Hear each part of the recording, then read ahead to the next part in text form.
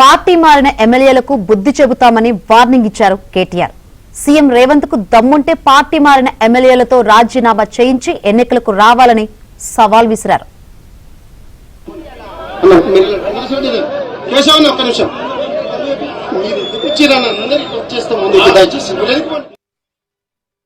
నేను అడుగుతా ఉన్న రేవంత్ రెడ్డి గారు, 2 ఏళ్లలో నీ పార్టీ నీ ప్రభుత్వం ఏదో పొడిసింది అని నువ్వు అనుకుంటే దమ్ముంటే నీ భాషలో చెప్తున్నా. నాకు భాష ఇట్లా మాట్లాడు ఇష్టం ఉండదు, కానీ రేవంత్ రెడ్డికి ఈ భాషలో చెప్తేనే అర్థమవుతుంది అని తెలుసు.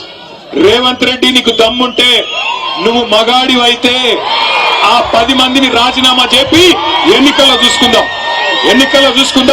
ఎవరి సత్తా ఏందో, ఎవరి ప్రభుత్వ పనితీరేందో, 10 ఏళ్ల కేసీఆర్ పనితీరేందో, 2 ఏళ్ల కాంగ్రెస్ ప్రభుత్వ పనితీరేందో ప్రజలే నిర్ణయం చేస్తారు. ఇవాళ మళ్ళొక్కసారి నాటకాలు ఆడుతున్న ఈ 10 మంది ఎమ్మెల్యేల్ని తప్పకుండా భరతం పట్టాల్సిన బాధ్యత మీరే తీసుకోవాలని నేను కోరుతా ఉన్నా. ఇదే కదా అన్నారు ఆనాడు, ఆ ఇంటి మీద వాళ్ళని కాకి ఈ ఇంటి మీద వాళ్ళద్దన్నారు.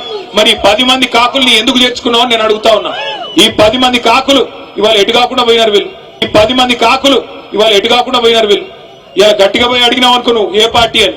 ఇప్పుడు 2 లింగాలు ఉంటాయి నాకు తెలిసి అయితే,